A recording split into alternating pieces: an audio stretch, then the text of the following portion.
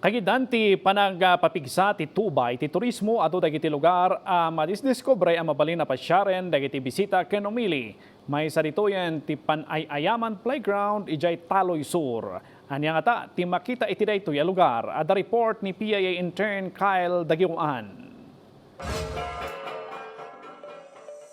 Agsapsapol kakadi iti adrenaline rush ken na edad do mga adventure. Pasyaran tayo ti Panayaman Playground iti Origaw, Taloy Sur, Tuba, Benguet. Saan laang nga budget-friendly ti adventure, picture-perfect matlang dagiti may imatangan iti lugar. Kadagiti na isem ti adventure, tampok ditoy ti ATV rides, archery, mountain bike trails, ken 4x4 experience. Ni Manong Maril Bayating Jr. Iso dati nakapanunot pi man nga arami dun nga eco park daytoy.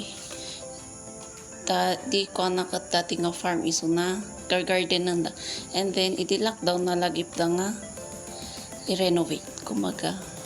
Napipintas a landscape para kadigiti solo travelers agagayam ken pamilya nga mangayayat nga get together.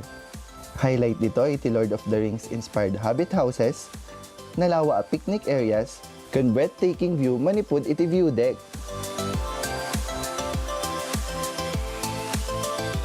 Nga malaksid iti napintas nga experience. Tumultulong ti Eco Park iti barangay ken iti komunidad. Dakkel mo na yung salamat ni ta, ano awan na kita. Awan na. So at least habang awan pa iti still agplano ti barangay ken munisipyo at dadagitan nga existing nga at least mangtidmet lang ti benefits ti employment kan revenue iti barangay ken munisipyo.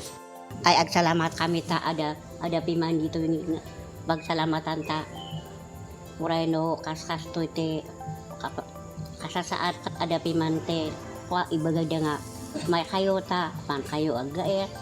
Dakkel ti panagyaman ti komunidad iti oportunidad an naipaay kadakwada nga agbalin ti apasat tinamaris ken naragsak nga experience iti Eco Park. Manipod iti Philippine Information Agency Cordillera, PIA BSU intern Kyle Dagiuan para iti Pambansang TV iti Baro a Pilipinas.